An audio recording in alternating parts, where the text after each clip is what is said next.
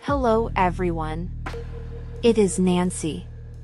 I'm a 16-year-old girl, always on the lookout for adventure. I tend to make impulsive, bold decisions that often lead me into crazy situations. The town I live in is so quiet and boring that nothing ever happens here. When something does happen, it feels like the most exciting thing in the world. About 2 months ago, a few friends and I discovered a hidden cave in the middle of some neighborhoods. It's uncharted, and no one knows about it, and we plan to keep it that way. We've been there a few times, and nothing bad has ever happened to us. We've explored almost a kilometer underground. This cave isn't big and open, you have to squeeze through a small hole in the ground to get in.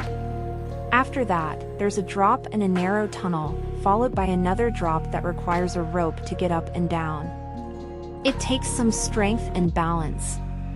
After this point, the cave gets really tight, and you have to crawl through most of it. It keeps going down, and it gets hotter as you go. There are also several water pits you have to go through. Eventually, after the tightest part, it opens up to another drop, and this one is the hardest yet. This is the farthest I've ever gone with my friends. Today, I decided to go back to the cave and explore further.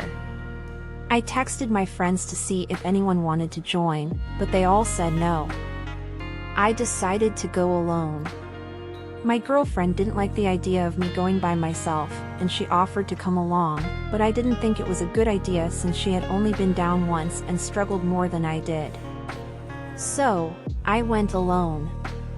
I brought a lantern, my phone, and a plastic bag to keep my phone dry. I didn't tell anyone where I was going. I got in just fine and knew exactly where to go. The cave is filled with camel crickets, which jump at you from the walls, and I could hear them dropping onto the floor. To break the silence, I played Kendrick's new album. It had rained recently, and when I reached the water, I noticed it was much deeper than usual. Everything was also a lot muddier, making everything slippery. I reached the point where I had stopped with my friends. I checked my phone, and about 45 minutes had passed since I entered.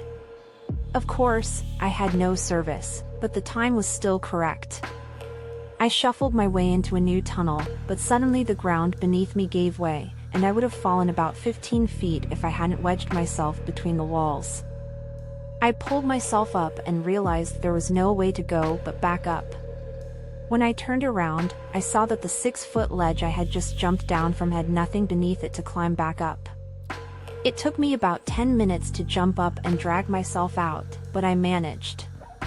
I got pretty banged up, but I didn't hit my head or anything. That's when I started to hear the footsteps. They were small, quick pitter-patters, louder than the crickets falling, like someone was sneaking up on me. I hurried up and managed to get out in about 20 minutes. I kept hearing the footsteps the whole way back, but I never saw anything. When I got to where I knew the exit was, I turned off my lantern, hoping to see sunlight. But there was no sunlight. It was completely dark outside. I thought that was odd, because I couldn't have been down there for more than an hour and a half. I have a broken ring finger, so getting out was harder than usual, but it wasn't hard enough to slow me down that much. I pulled myself out completely and noticed how cold it was outside. I cleaned myself off because I was covered in a mix of blood and mud. Afterward, I took out my phone, and to my horror, I saw that over 8 hours had passed.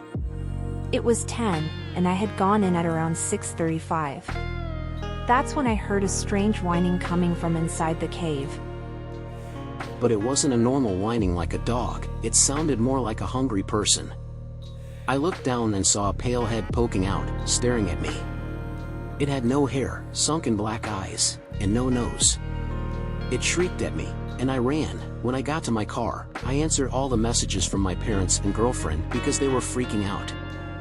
I had told my parents I was fishing because they wouldn't approve of me going into the cave, and my girlfriend had told me she'd freak out if I didn't text her by 9.